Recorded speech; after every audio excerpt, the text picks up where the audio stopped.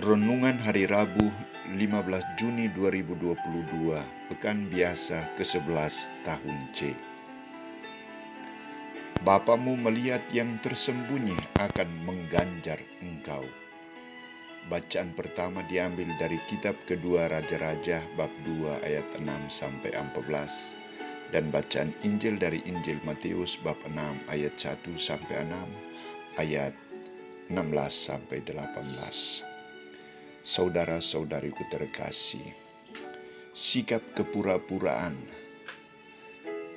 dari orang-orang Farisi dan ahli-ahli Taurat sangat bertentangan dengan sikap dan penilaian Yesus, karena mereka selalu berbuat hanya untuk dilihat dan mencari pujian, hanya untuk mencari hormat, memaksa Yesus agar memberikan beberapa pedoman yang harus ditaati oleh para muridnya dalam karya pelayanan mereka. Dalam lanjutan khotbahnya, Yesus menekankan 3 hal yang harus diperhatikan, yakni memberi sedekah, berdoa, dan berpuasa. 3 tindakan ini merupakan wujud nyata dari ungkapan kasih dan iman seseorang kepada Allah dan sesamanya. 3 tindakan ini adalah kewajiban atau tuntutan yang wajib dan harus dilaksanakan secara benar, baik dan sungguh-sungguh. Maka nada seruan Yesus kepada murid-muridnya bukan ajakan tetapi perintah dan larangan. Ingatlah, jangan kamu melakukan kewajiban agamamu di hadapan orang supaya dilihat mereka, karena jika demikian, kamu tidak beroleh upah dari Bapakmu yang di surga. Saudara-saudariku terkasih, Yesus tidak hanya sebatas memberikan perintah dan larangan, tetapi ia sendiri menunjukkan cara yang tepat untuk melakukan 3 tuntutan itu. Cara pertama dalam kaitan dengan memberi sedekah, memberi derma. Apabila engkau memberi sedekah, janganlah engkau mencanangkan hal itu, sebab yang dilakukan orang munafik di rumah-rumah ibadat dan di lorong-lorong supaya dipuji orang. Hendaklah sedekahmu itu diberikan dengan tersembunyi, maka Bapakmu yang melihat yang tersembunyi akan membalasnya kepadamu. Cara kedua tentang doa. Apabila kamu berdoa, janganlah berdoa seperti orang munafik. Jika engkau berdoa, masuklah ke dalam kamarmu, tutuplah pintu dan berdoalah kepada Bapakmu yang ada di tempat yang tersembunyi. Maka Bapakmu yang melihat yang tersembunyi akan membalasnya kepadamu.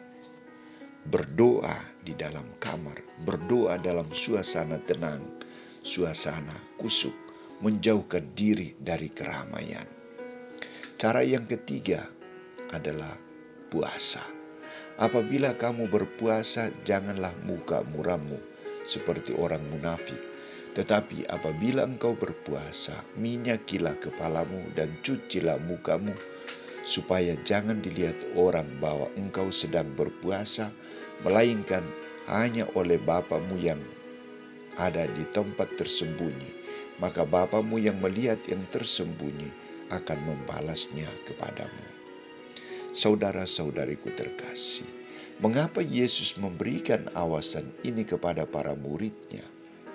Yesus ingin mengembalikan fungsi dan makna doa, makna memberi sedekah dan berpuasa dengan sikap yang sesungguhnya, yakni ungkapan pribadi antara manusia dengan Allah dan manusia dengan sesamanya. Bukan untuk dipropagandakan, dipromosikan, diperlihatkan. Bukan untuk ditunjukkan kepada orang lain sehingga mendapat pujian dan hormat. Di sini Yesus, yang ditekankan oleh Yesus adalah dialog personal antara manusia dengan Allah. Dialog personal antara manusia dengan sesamanya. Bukan untuk dibanggakan, tetapi demi kemuliaan nama Tuhan dan keselamatan umat manusia. Saudara-saudariku terkasih, apakah kita sudah sungguh-sungguh mempraktekkan 3 tuntutan Yesus ini dalam hidup kita. Mari kita belajar untuk memberi derma secara baik dan benar, tulus dan jujur. Mari kita menciptakan suasana doa yang baik, tenang dan kusuk, bukan asal-asalan berdoa. Dan marilah kita menentukan sikap batin yang sungguh dalam berpuasa. Semoga Bapa melihat apa yang kita perbuat. Ia memberikan anugerah rahmat kebaikan kepada kita.